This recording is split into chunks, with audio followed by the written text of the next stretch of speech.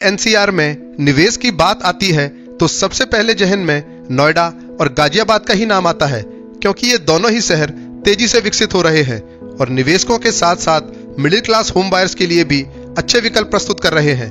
मगर निवेश करने से पहले आपको सभी पहलुओं को बारीकी से समझना होगा, जिसमें सबसे अहम पहलू है इंफ्रास्ट्रक्चर और डेवलपमेंट। नोएडा का इंफ्रास्ट्रक्चर काफी अच्छा है। ये शहर एक प्लान्ड सिटी के रूप में विकसित किया जा रहा है। यहाँ बेहतर सड़कों, हाउसिंग सोसाइटीज और ग्रीन एरियाज का काफी ध्यान रखा गया है। यहाँ के बड़े प्रोजेक्ट्स जैसे कि Noida greater Noida expressway, Yamuna expressway और आने वाला जेवर इंटरनेशनल एयरपोर्ट शहर को और भी विकसित करने जा रहे हैं। इसके अलावा मेट्रो कनेक्टिविटी भी नोएडा को दिल्ली और गुड़गांव जैसे शहरों से आसानी से जोड़ती है। वहीं दूसरी तरफ गाजियाबाद में भी इंफ्रास्ट्रक्चर तेजी से विकसित हो रहा है, लेकिन ये नोएडा की तुलना में थोड़ा पीछे है। हालांकि NH24 और मेरठ एक्सप्रेसवे जैसे सड़क मार्गों ने इसे दिल्ली से जोड़ने में काफी मदद की है। मेट्रो की सुविधा वैशाली और इंदिरापुरम जैसे एरियाज में उपलब्ध है, लेकिन गाजियाबाद में अभी भी सड़कों और अन्य सुविधाओं पर काम करने की सख्त जरूरत है। एक प्लान्ड सिटी के रूप में डेवलप होने से नोएडा की जीवन शैली का स्तर गाजियाबाद से थोड़ा ऊंचा है। यहाँ पर international schools, multi speciality hospitals, बड़े बड़े मॉल्स और रिक्रिएशनल फैसिलिटीज की भरमार है। नोएडा में रहने का मतलब है एक मॉडर्न अपग्रेड लाइफस्टाइल का हिस्सा बनना। हालांकि अगर गाजियाबाद के अस्पतालों और स्कूलों की बात करें तो यहाँ आपको अपने बजट के अनुसार दोनों ही सुविधाएं आसानी से मिल जाती है, क्योंकि यहाँ इनकी काफी वैरायटी उपलब्ध है। मगर नोएडा के अस्पताल और स्कूल मुख्य रूप से हाईटेक लोगों के लिए ही उपयोगी हैं और नोएडा अथॉरिटी का इन दोनों ही क्षेत्रों पर खास ध्यान नहीं है। इसी वजह से गाजियाबाद मध्य वर्गीय परिवारों के बीच एक लोकप्रिय विकल्प बनता जा रहा है।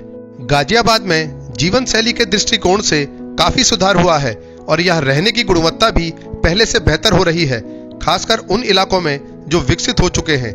यहाँ इंदिरापुरम और वैशाली जैसे इलाकों में अच्छी सुविधाएं उपलब्ध हैं, लेकिन कुछ अन्य इलाकों में अभी भी इंफ्रास्ट्रक्चर और सुविधाओं में सुधार की आवश्यकता है। बजट के अनुसार दोनों ही सुविधाएं आसानी से मिल जाती है, क्योंकि यहाँ इनकी काफी वैरायटी उपलब्ध है। मगर नोएडा के अस्पताल और स्कूल मुख्य रूप से हाईटेक लोगों के लिए ही उपयोगी हैं और नोएडा अथॉरिटी का इन दोनों ही क्षेत्रों पर खास ध्यान नहीं है।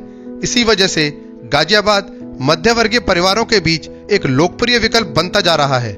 गाजियाबाद में जीवन शैली के दृष्टिकोण से काफी सुधार हुआ है और यहाँ रहने की गुणवत्ता भी पहले से बेहतर हो रही है, खासकर उन इलाकों में जो विकसित हो चुके हैं। यहाँ इंदिरापुरम और वैशाली जैसे इलाकों में अच्छी सुविधाएं उपलब्ध हैं, लेकिन कुछ अन्य इलाकों में अभी भी इंफ्रास्ट्रक्चर और सुविधाओं में सुधार की आवश्यकता है। नोएडा में प्रॉपर्टी की कीमतें गाजियाबाद की तुलना में अधिक हैं, खासकर प्रीमियम इलाकों जैसे सेक्टर 50, 75, 93, 128 और 150। यहाँ लग्जरी अपार्टमेंट्स, विलास और हाई एंड प्रॉपर्टीज अधिक देखने को मिलती है। जैसे जैसे यहाँ कंपनीज का विस्तार हो रहा है, वैसे वैसे यहाँ प्रॉपर्टी की कीमतों में और भी उछाल आ रहा है। इसलिए नोएडा में निवेश करने के लिए आपको एक बड़ा बजट चाहिए। मगर वहीं गाजियाबाद में प्रॉपर्टी की कीमतें नोएडा की तुलना में काफी किफायती हैं। यहाँ बजट में फ्लैट्स और प्लॉट्स की अवेलेबिलिटी अधिक है, जिससे ये शहर मध्यम वर्गीय परिवारों और बजट निवेशकों के लिए आदर्श विकल्प बन जाता है। यहाँ इंदिरापुरम और वैशाली जैसे इलाकों में कीमतें थोड़ा अधिक हो सकती हैं, लेकिन बाकी इलाकों जैसे राजनगर एक्सटेंशन और सिद्धार्थ विहार में प्रॉपर्टी की कीमतें अपेक्षाकृत कम हैं।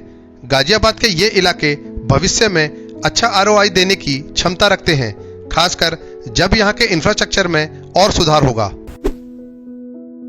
नोएडा में रेंटल यील्ड बहुत अधिक है, खासकर उन क्षेत्रों में जहां कॉर्पोरेट ऑफिस और IT पार्क्स हैं। सेक्टर 62, 63, 125 और 135 जैसे इलाकों में किराए की मांग अधिक होती है, जो अच्छी रेंटल इनकम प्रदान करती है। मेट्रो और एक्सप्रेसवे की बेहतर कनेक्टिविटी भी यहाँ की रेंटल वैल्यू को और बढ़ाती है। हालांकि जो इलाके IT ऑफिसेज होने के साथ साथ दिल्ली और मेट्रो के नजदीक हैं, उनमें किराए की मांग कुछ ज्यादा ही अधिक है। वहीं गाजियाबाद में रेंटल डिमांड उतनी मजबूत नहीं है जितनी कि नोएडा में है और यहाँ की रेंटल इनकम नोएडा के मुकाबले थोड़ा कम होती है, जिसके पीछे का कारण यहाँ पर IT और कॉर्पोरेट्स को बढ़ावा ना देना है और इसी कारण कई लोग नोएडा के सेक्टर 62 और 63 में नौकरी करते हुए भी गाजियाबाद में रहना पसंद करते हैं। हालांकि इंदिरापुरम और वैशाली जैसे इलाकों में मेट्रो की सुविधा होने के कारण रेंटल डिमांड अच्छी है, लेकिन ये नोएडा के प्रमुख इलाकों की तरह नहीं है।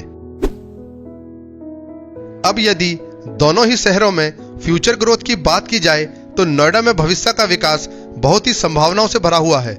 जेवर एयरपोर्ट, आने वाली फिल्म सिटी और नोएडा एक्सप्रेसवे के इर्द गिर्द का विकास शहर की प्रॉपर्टी वैल्यू को और भी बढ़ा सकता है। यहाँ पर निवेश करने वाले लंबी अवधि में अच्छे रिटर्न्स की उम्मीद कर सकते हैं। वहीं दूसरी तरफ यदि गाजियाबाद के फ्यूचर ग्रोथ की बात करें तो यहाँ भी भविष्य में विकास की काफी संभावना है। खासकर मेरठ एक्सप्रेसवे, सिद्धार्थ विहार और राजनगर एक्सटेंशन जैसे इलाकों में यहाँ पर भी इंफ्रास्ट्रक्चर में सुधार हो रहा है और निवेश करने वाले आने वाले समय में अच्छा रिटर्न कमा सकते हैं। हालांकि ये रिटर्न नोएडा जितना तो नहीं, मगर इसके बजट के हिसाब से गाजियाबाद में भी एक अच्छा भविष्य नजर आता है।